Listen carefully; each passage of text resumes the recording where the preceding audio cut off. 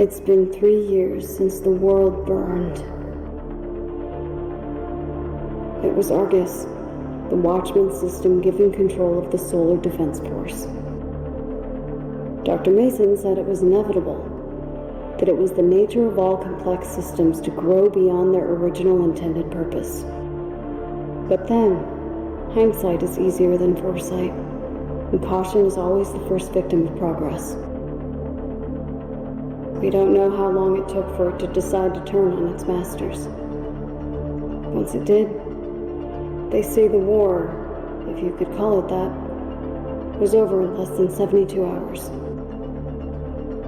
72 hours for the Earth Defense Force to be vaporized by an automated fleet of their own ships, and for centuries of humanity's achievements to be wiped off the face of the planet.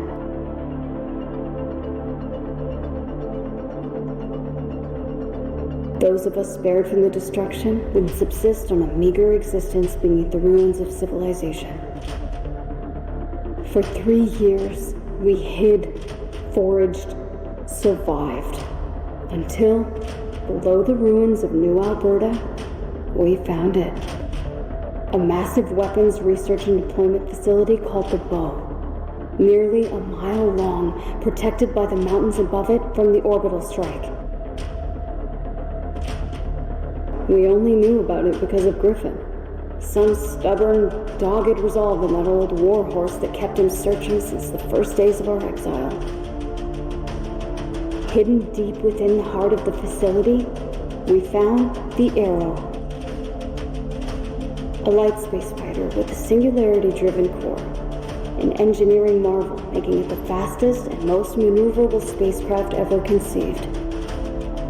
I was a pilot before the world was turned to ash, ferrying payloads to the orbital platforms that represented our first steps to the stars.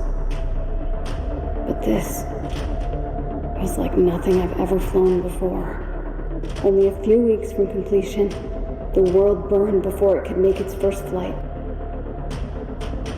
And it's why I'm here now. As the only member of our group with any flight experience, it falls to me to shoulder the burden of what comes next. To take the Arrow and bring the fight back to Argus. 3 years ago, it won the battle it started with us in 72 hours. But the war it started isn't over. We're 72 hours from launch. One last chance to use the simulator and go through the motions. Roger that.